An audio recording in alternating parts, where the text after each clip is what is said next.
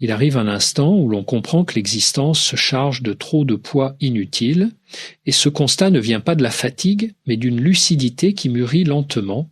On commence à reconnaître que certaines choses ne nous accompagnent plus, qu'elles s'accrochent à nous seulement par habitude, par peur de décevoir ou par crainte de se retrouver face à soi-même.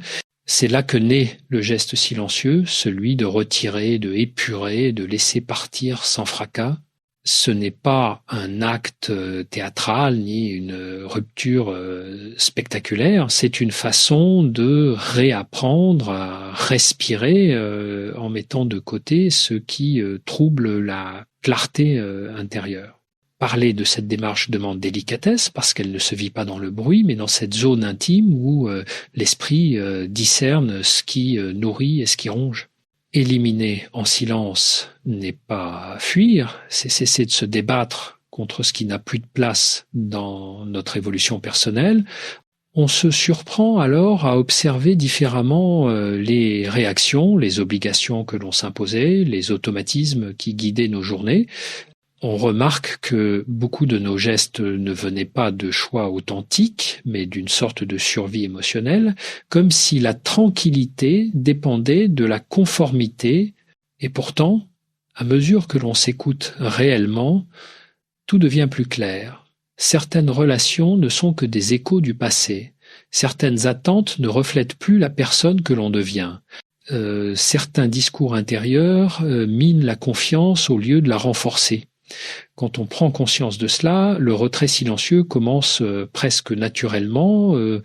C'est pas un combat, c'est une manière de redonner de la cohérence entre ce que l'on ressent et ce que l'on accepte encore. Et ce processus n'a rien de spectaculaire. Personne ne le remarque au début, mais en soi, quelque chose change, une précision nouvelle, une présence plus ferme, une respiration plus large. Éliminer en silence ne signifie pas s'effacer. Au contraire, c'est choisir de se retrouver sans demander la permission.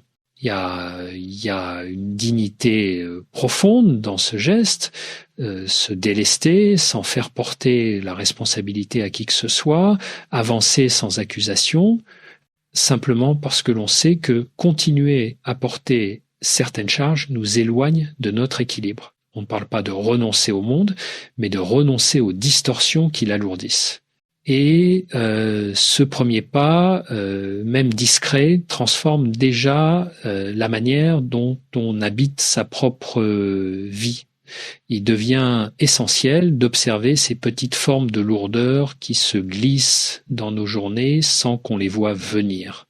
Elles se cachent dans nos pensées les plus répétitives, dans les concessions qui ne ressemblent qu'à des automatismes, dans cette manie de vouloir tout comprendre avant d'avancer. L'esprit s'encombre de scénarios qui n'existent pas encore, de comparaisons épuisantes, de jugements que l'on croit extérieurs mais qui naissent souvent de nos propres insécurités. Éliminer tout cela en silence, c'est reconnaître que la charge mentale n'est pas un signe d'engagement mais de déséquilibre. On n'a pas besoin d'expliquer pourquoi on met fin à certaines habitudes mentales. Le simple fait de s'en détacher redonne de la place à ce qui était étouffé par le bruit intérieur. Il existe aussi ces formes de fidélité mal comprises, rester dans des dynamiques qui n'apportent plus rien, maintenir des liens par peur de rompre un équilibre qui pourtant n'existe plus, endosser des rôles qui ont cessé de nous correspondre. Ce sont ces fidélités-là qu'il faut parfois laisser partir discrètement, non par révolte, mais par honnêteté. Lorsque la relation repose davantage sur l'épuisement que sur la sincérité, le silence devient un espace de vérité. Il permet de comprendre que l'affection authentique n'exige jamais de s'effacer pour préserver l'autre. Éliminer ces attachements qui s'appuient uniquement sur l'habitude ou la peur, c'est ouvrir la porte à des liens plus justes, plus respirables, où l'on ne négocie pas sa dignité pour obtenir un semblant de stabilité. La deuxième chose à retirer en silence est ce besoin compulsif de justifier chaque pas, expliquer nos émotions, nos choix, nos changements, comme si l'on devait constamment rassurer un auditoire invisible. Cette nécessité puise souvent ses racines dans l'enfance, lorsqu'on cherchait à mériter l'approbation pour se sentir en sécurité, mais à l'âge adulte, cette habitude devient un frein majeur. Elle fatigue l'esprit et brouille le discernement. Éliminer discrètement cette compulsion, c'est accepter que la clarté n'a pas besoin de traduction permanente. Les décisions sincères n'ont pas vocation à être défendues comme des plaidoyers, elles se vivent simplement. Et lorsqu'on cesse d'attendre qu'elles soient comprises, on retrouve une liberté intérieure qui ne dépend plus du regard extérieur. Il est tout aussi nécessaire de se détacher en douceur de ces pensées qui se nourrissent du passé et s'imposent comme des vérités immuables. On croit parfois avoir tourné la page simplement parce qu'on ne parle plus d'un événement, mais le corps et l'esprit gardent des traces bien plus profondes que le silence apparent. Certaines expériences non digérées continuent d'influencer nos réactions, nos choix et même la manière dont on se protège. Éliminer ces attaches invisibles ne signifie pas effacer ce qui a été vécu, mais cesser de le laisser orienter chaque pas. Il s'agit d'apprendre à regarder ce passé avec une distance nouvelle, sans dureté, sans chercher à lui donner une signification à tout prix, mais en reconnaissant qu'il ne peut plus servir de boussole. Lorsque l'on arrive à cela, une forme de sérénité s'installe comme un espace intérieur qui s'éclaircit enfin. La troisième chose à retirer en silence est cette habitude de se juger sans relâche. On se parle parfois avec une sévérité que l'on n'appliquerait jamais à autrui. Ce discours intérieur, plein de reproches et de doutes, crée une tension constante.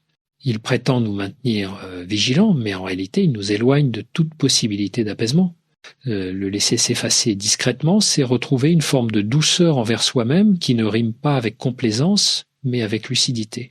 On découvre que la véritable exigence n'est pas de se punir, mais de se comprendre, de prendre en compte les émotions avant de tirer des conclusions.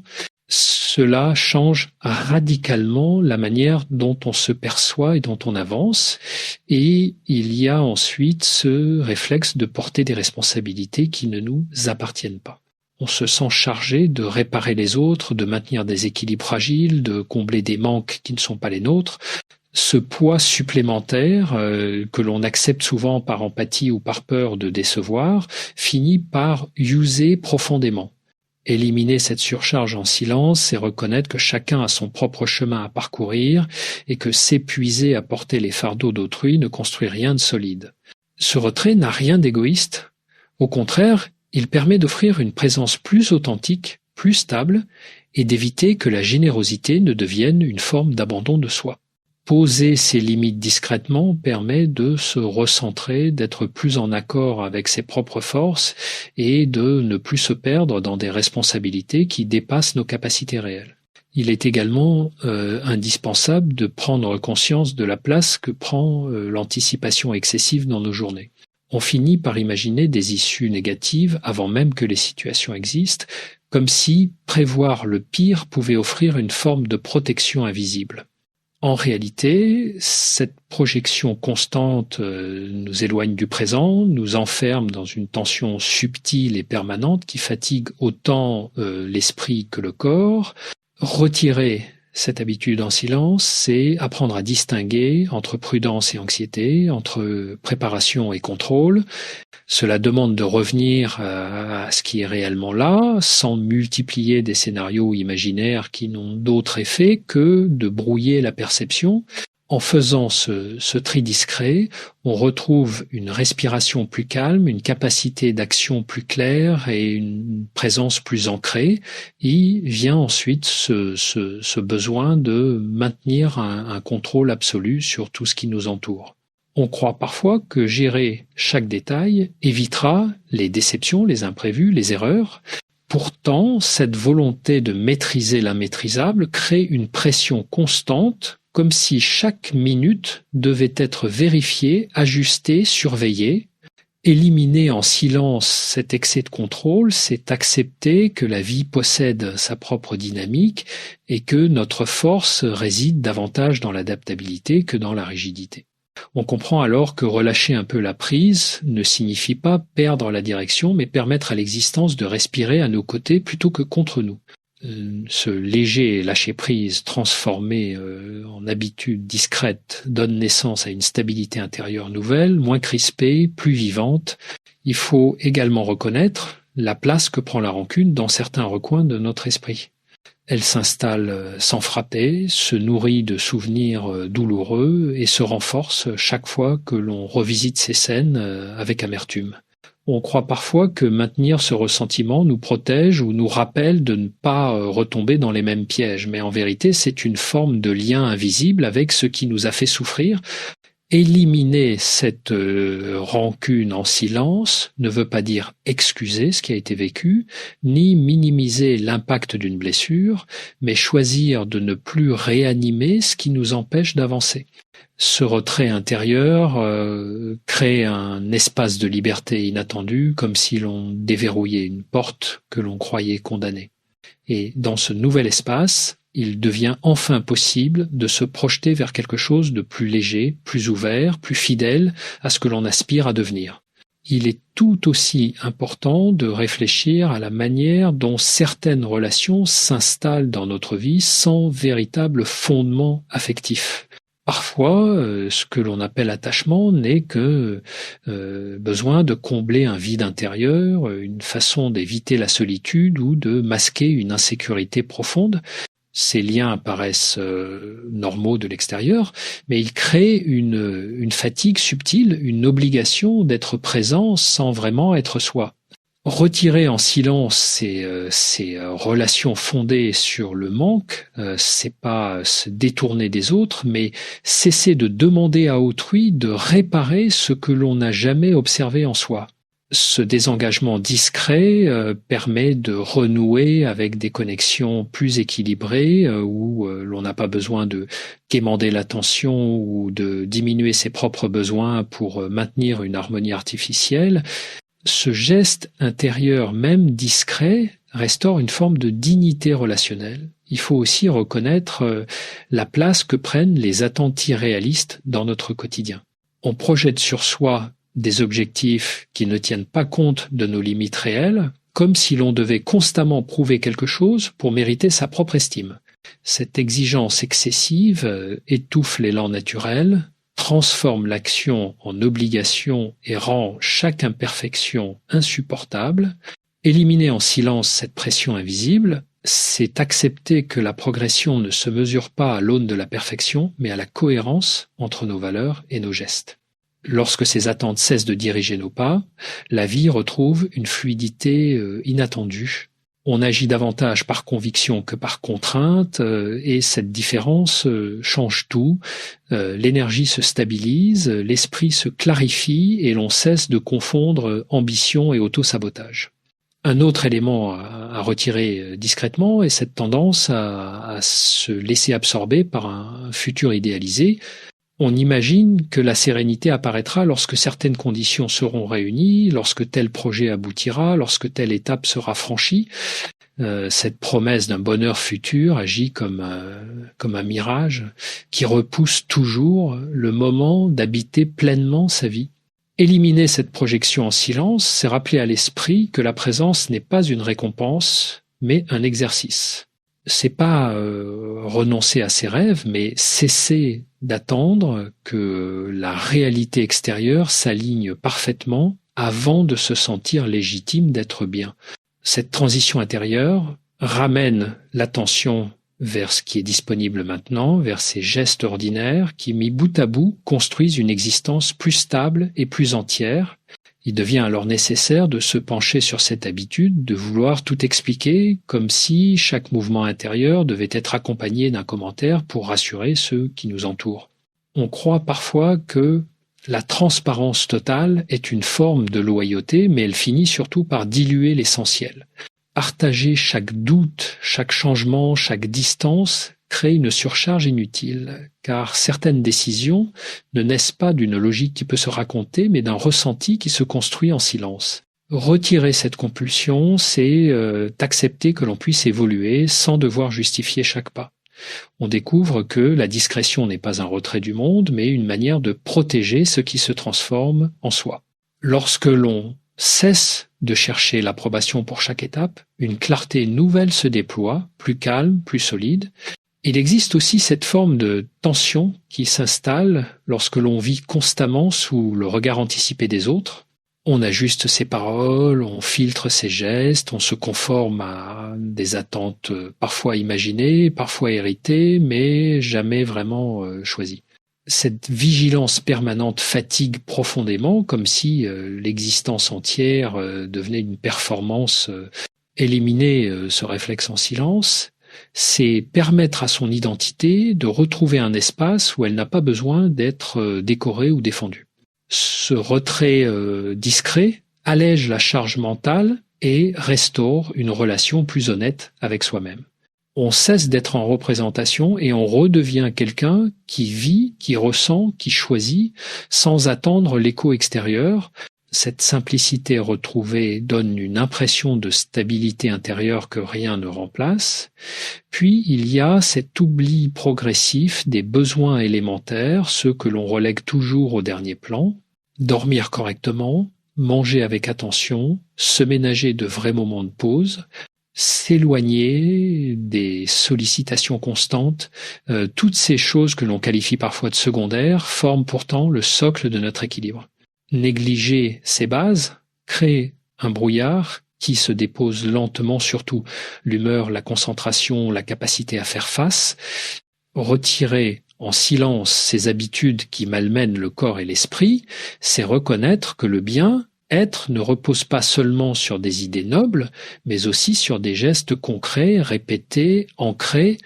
Cette réalimentation du quotidien n'a rien de spectaculaire, mais elle transforme la manière dont on se tient face à la vie.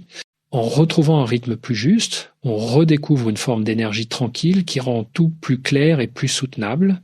Il devient clair à ce stade que plusieurs formes d'encombrement émotionnel se glissent dans notre existence sans que l'on en mesure l'impact. Certaines proviennent de ces comparaisons silencieuses que l'on entretient avec les autres, comme si l'on devait constamment vérifier si l'on avance assez vite, assez bien, assez loin. Cette habitude, profondément ancrée, crée une forme de compétition intérieure qui ne mène nulle part. Éliminer en silence cette comparaison permanente, c'est reconnaître que chaque parcours suit un rythme unique, façonné par des expériences, des forces et des vulnérabilités qui n'appartiennent qu'à soi. Cette libération discrète ouvre un espace où l'on cesse de courir après des standards invisibles et où la valeur personnelle se mesure davantage à la cohérence qu'à la performance. Il faut également parler de cette tendance à accumuler des engagements qui dépassent nos capacités réelles. On accepte trop de projets, trop de responsabilités, trop de sollicitations, parfois pour ne pas décevoir, parfois pour éviter l'image de quelqu'un qui limite ses disponibilités. Mais chaque promesse en trop fragilise notre stabilité. Éliminer en silence ces engagements qui dispersent l'esprit, c'est pas se désintéresser du monde, mais rediriger son énergie vers ce qui compte réellement. Cela permet de retrouver un rythme plus humain où les décisions ne naissent plus de la peur de manquer quelque chose, mais d'un sens plus précis de la priorité. On découvre alors que dire non avec calme est souvent plus respectueux que dire oui en s'abandonnant. Un autre point vital concerne ces récits anciens que l'on répète mentalement jusqu'à en faire des vérités définitives. Des histoires sur ce que l'on serait capable ou incapable de faire, sur ce que l'on mérite ou non, sur ce qui nous serait éternellement inaccessible. Ces narrations ne sont pas seulement fatigantes, elles enferment. Les retirer en silence, c'est accepter que l'identité n'est pas figée, qu'elle se transforme dès que le regard que l'on porte sur soi devient plus juste. Il ne s'agit pas de s'inventer une version idéalisée de soi-même, mais de cesser de nourrir ces phrases qui réduisent l'horizon. Quand ces discours internes perdent de leur pouvoir, une forme de légèreté s'installe, comme un espace où l'on peut enfin imaginer autrement, agir différemment, respirer plus largement. Arrive enfin cette nécessité de cesser de repousser ce qui demande à être vécu maintenant.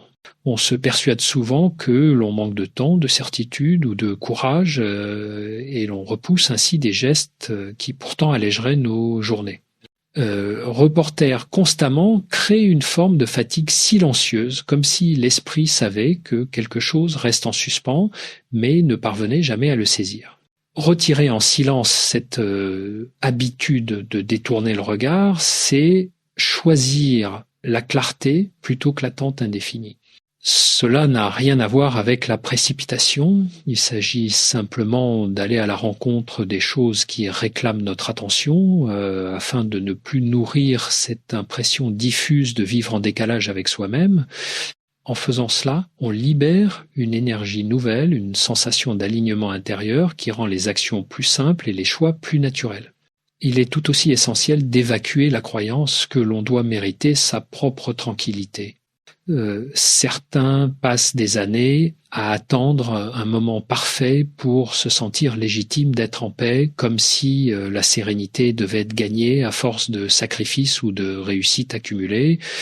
Éliminer en silence cette idée, c'est reconnaître que la paix n'est pas un prix remis à la fin d'un parcours, mais un état que l'on peut habiter même au milieu des imperfections. Cette compréhension transforme profondément la manière de se positionner dans le monde.